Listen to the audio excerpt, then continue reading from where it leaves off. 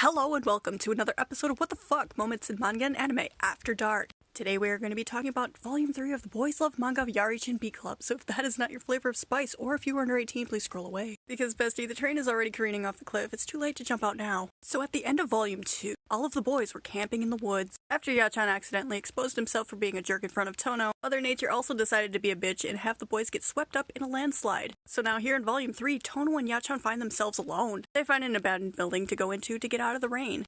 I just realized the same kind of situation happened in Love Stage, but this is more awkward and, not spicy. Because Yarichin just basically launches into his whole life story. He was so upset that his cousin Kashima kept stealing his friends, Yarichin just decided to steal Kashima's entire personality because he was just that desperate to be popular. And at the end of it, Tono's like, dude, it's all about quality, not quantity.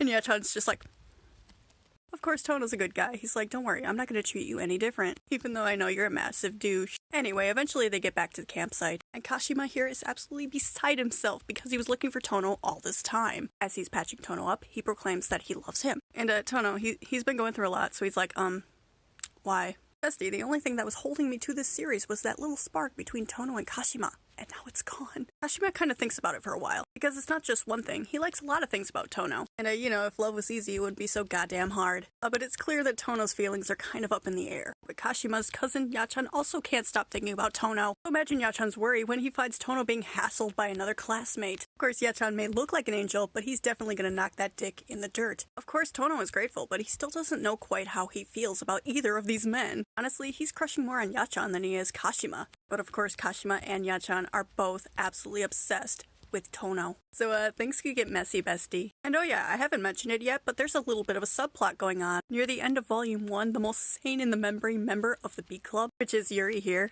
he's kind of had a stalker, which is this guy. Which I guess the B Club, let alone the author of this entire series, didn't expect to last long because they just call him Jimmy.